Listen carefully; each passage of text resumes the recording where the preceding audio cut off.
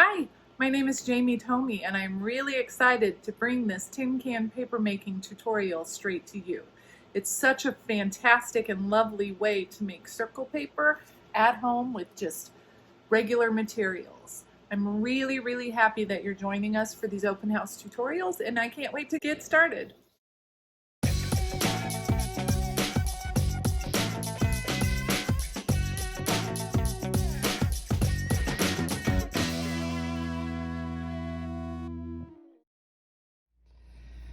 In this workshop session, we will be making paper circles, handmade paper circles.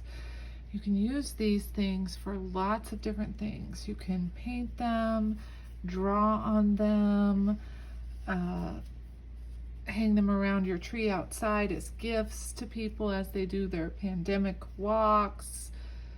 And you can also make them into what's called Treewhispers. Here are some examples of a few Treewhispers made from tin can paper making. These are hanging in the loft at the Evanston Public Library and were all made by teenagers in that space. One book that you can look at that this is based on is Paper by Kids by Arnold E. Grummer.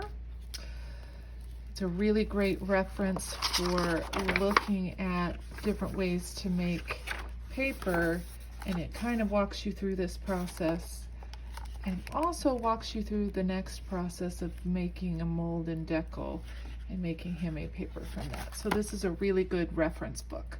Paper by Kids, Arnold E. Grummer. Here's the ISBN number for you to order it from your favorite independent bookstore on bookshop.org.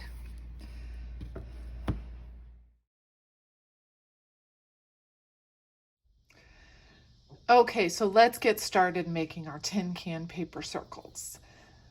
You are going to need a can, like a soup can, with the bottom still on but the top cut out. You are going to need a can like a soup can with the bottom and the top cut out and any sort of jaggedy edges cut or pressed in so that you don't cut yourself. This second can is going to go on top of the first can where it has the bottom still in it, so it needs to be smaller. So maybe check and see if it fits inside.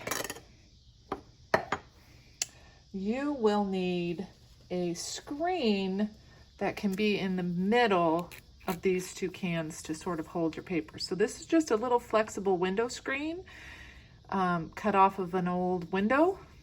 What you're gonna do when we go through this process is put it on top of that can with the bottom and put this can on top. So one thing that I have done with another screen that I'm gonna use as well is put duct tape around it so that it stays pretty steady as I hold it. And also this one I think is double screen. So you can use just regular single screen or double with duct tape. You will need a clean, fresh sponge. Please don't use one of those sponges that has soap already in it. Use just a natural sponge that has no soap in it. You don't need to worry about fuzzy side or not fuzzy side sponge. You will need some water, and you will need a couple of rags to put your circles on. These are just old dish towels that I cut up right there. You will need some toilet paper, which I know is tricky right now, and you will need just a glass jar to make your pulp in. This used to be salsa. Okay, so those are all of the materials that we need to make this awesome circle paper.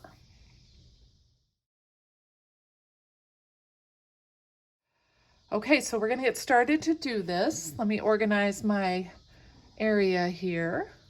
I have the tin can with the bottom still on it.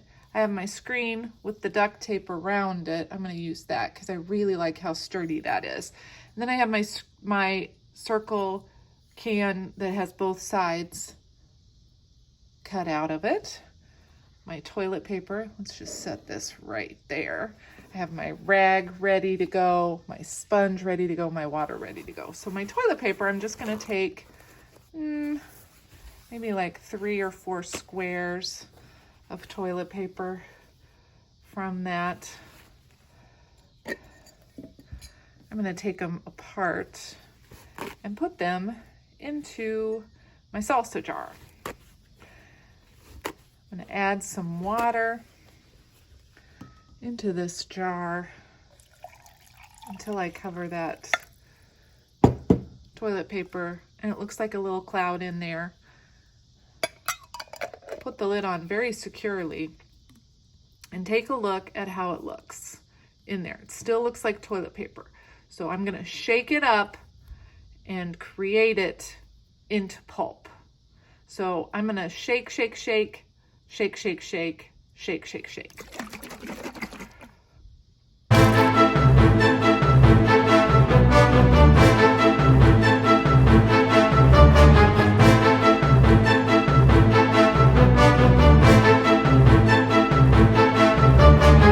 After you've shaken it up quite a bit, you can tell it looks more pulpy right here. It doesn't look like clumps of toilet paper anymore, but it looks like a nice pulpy cloud of pulp. And what happened was all of that shaking expanded the fibers and broke them apart. So now let's move this to the center a little bit. This is all ready. So remember, I have the can with the bottom, the screen, and this little circle guy. I'm gonna untake the lid, unscrew the lid, holding this can down slightly. I'm not gonna push, I'm just gonna hold it on there. I'm gonna pour that in and let that pulp settle in there and drain a little bit in that can. Okay, so essentially what we're creating is called a decal box, where the paper is going to be the shape of this top thing, whatever size it is, whatever shape it is. So I take that off and you can see it is a circle of pulp. So I made my circle of pulp and I came down here to give you guys a side view of it. It's still a circle of pulp and look how thick it is. It's about 1/2 inch thick.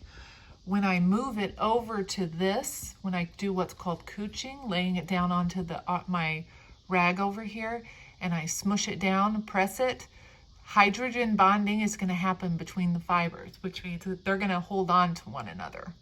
Let's go back up top to see how that happens. Okay, so as I said, we're going to take this little screen off of here. We're going to flip it over onto our rag here. Now again, this is just a kitchen towel that I cut up. You can use an old sheet, you can use old pillowcases, whatever you need, but it needs to be absorbent. I'm gonna take my sponge and I'm gonna press as hard as I can on my sponge with most of my weight pressing down so that I can make that hydrogen bonding thing happen in the pulp. So right now, when you create the pulp, the fibers are all like blah, blah, blah, blah, blah, blah. And then when you press the pulp, the fibers go together and they create this really strong hydrogen bond, tightening up and becoming that piece of paper. So I'm going to keep pressing until I can get more water. I'm going to squeeze that out here. There's not a whole lot of water in that one. And there we have it, a little teeny tiny circle of paper. There's a lot of things that you can do with tin can paper making circles. You can make what's called Treewhispers, which is when you take the dry circles and you sew them together with maybe a bead in between them. If you look on treewhispers.com, you can see what I'm talking about. You can even paint this toilet paper pulp paper with watercolors. You can draw on it. You can do all kinds of different things on these little circles. What will happen once I get this whole thing filled up and maybe a couple other of these little rags, maybe I can fit like 6 or 8 of them on here, then I'll just hang them with clothespins either in the bathroom or outside if it's nice, and just hang them flat so that they dry. They'll probably dry overnight because it is summer. So here's my second one. This one's a little thicker. Let me see if I can show you how thick it is without taking, look at that. That's a lot of pulp on there. So then we're gonna flip this guy over. He might smush a little bit, which is of course the technical term. Press, press, press. Squeeze it out. And you can keep doing this.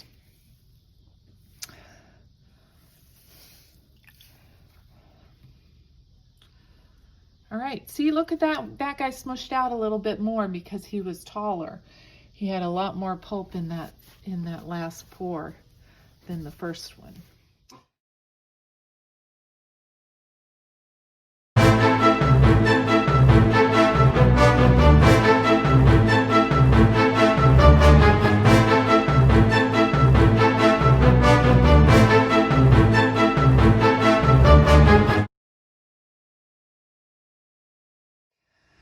Okay, one thing to think about while you're making your circle paper is that it is a wet process. So if you have time or space to do it outside, that would be great. I'm just doing it right here on my studio desk, which means I'm trying to contain all of the water. So I want to make sure I'm holding everything precisely and evenly, but I'm still going to get a little bit of water. And of course, when you're on your rags and you're couching on your rags, which means to lay down on your rags, you are going to get a little bit of water on that. And there will be water in the bottom tin can, so you want to keep pouring that back into your water container, refilling your jar and repulping those sections of toilet paper to make more and more and more. So, something for everyone to do, loads of fun, loads of ideas on circle papers, and share them with us at Artist Book House on Instagram. Thank you.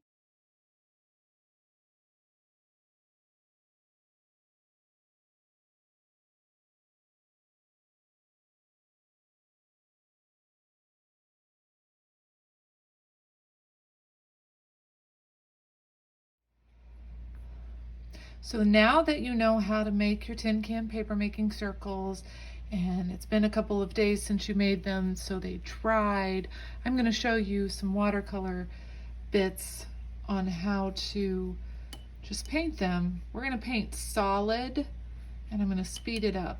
And what I want to do is end up with a rainbow of colors. I have a lot more of these, but I'm just going to paint these for you today. And then you can make them into that rainbow tree whisper that you saw in the picture earlier. One thing that you might want to do when you have your watercolor palette, I'm going to pull up another palette here as well. These are all really messy, gorgeous palettes, is take a little bit of water and dump it into each color. This is what's called charging your palette. And then you don't want to mix your colors in your palettes. You want to mix your colors off to the side if you're mixing colors at all. Okay, I'm going to take one of my circles, and I don't want to get it on my cutting board, so I'm going to just move it over here to this little watercolor paper. I'm going to start with orange because I like this orange right here, and I'm just going to paint it.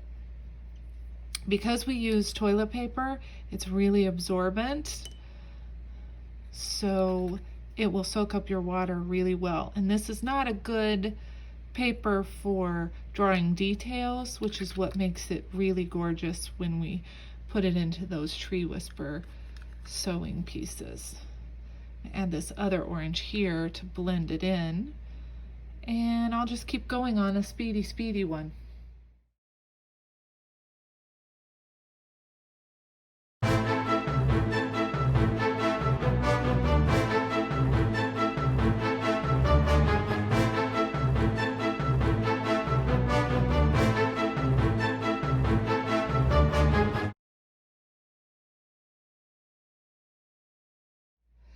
All right, so now you see I have this beautiful rainbow started, and I can paint the rest of my circles in the same rainbow colors or variations of the colors, and then I can stitch them together in that long strip with any kind of thread really, and you can put little beads in between the papers as you go so that you have a little tiny bit of separation in between the two as they hang, so that they have some breathing room. Otherwise, it's fine also to sew them together, just one right on top of each other, but it's not going to flow or blow around as nicely.